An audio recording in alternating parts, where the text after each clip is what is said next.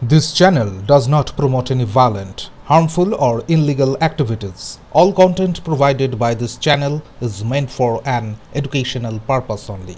নদিয়ার চাবড়ায় নিষিদ্ধ cough syrup আটককে কেন্দ্র করে পুলিশ ও বিএসএফ এর মধ্যে তীব্র সংঘর্ষের ঘটনা। করিমপুরগামী বাস থেকে ফেন্সিডিল উদ্ধারের পর বচসা গড়ায় হাতাহাতিতে।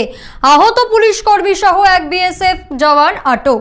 তবে বিএসএফ এর দাবি ভুল বোঝাবুঝি হয়েছিল, বিষয়টি মিটে গেছে।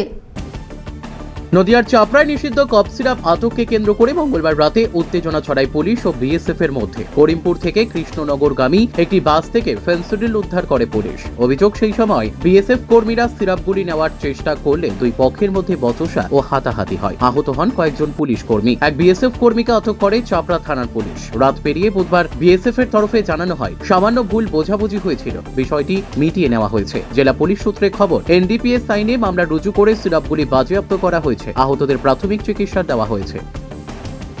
একজন চোরাজ কারবারি ফেন্সিডিলের ব্যবসা করার জন্য ওখানে নামিয়েছে মাল, বিএসএফ সেখানে সে অ্যারেস্ট করেছে, মাল উদ্ধার করেছে। ঠিক একই সময়ে এই চাপড়া থানার পুলিশ এবং কৃষ্ণনগর হেডকোয়ার্টারের পুলিশ এসে সেই মাল নিজেদের তত্ত্বাবধানে রাখার চেষ্টা করে। সেই সময় হাতাহাতি হয়, ধস্তাধস্তি হয়, এরকম একটা অনভিপ্রেত ঘটনা ঘটে।